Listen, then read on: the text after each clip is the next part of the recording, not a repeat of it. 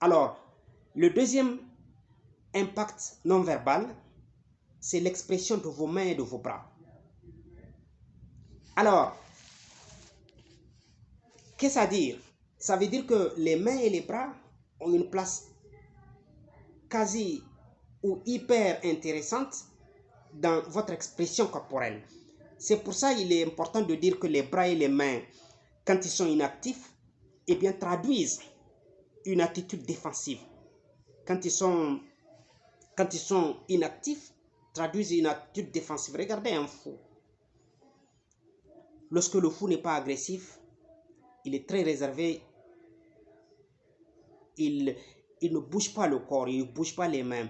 Il les garde inactifs, les bras et les mains.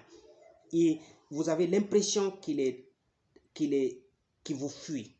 Voilà, ça, le commercial doit l'éviter. Et ça, cette attitude-là traduit, si vous voulez, une indifférence par rapport à l'autre. Et encore que les bras fortement écartés traduisent, si vous voulez, une dispersion, un manque de sérieux en vous. Vous ne devez pas le faire.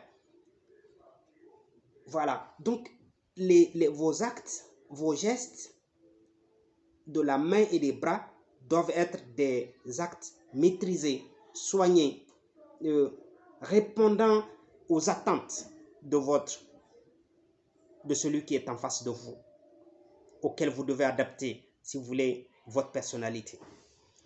Le bon équilibre, ce sont d'une part les bras serrés et les mains expressives, et d'autre part les bras écartés, loin du corps, et les mains inactives.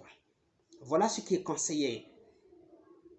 Encore qu'il est important en marketing de dire que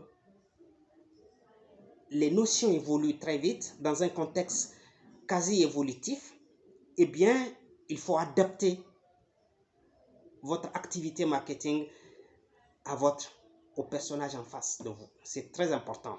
Donc, adaptez-vous, si vous voulez, à l'environnement commercial dans lequel vous vivez, dans lequel vous actez.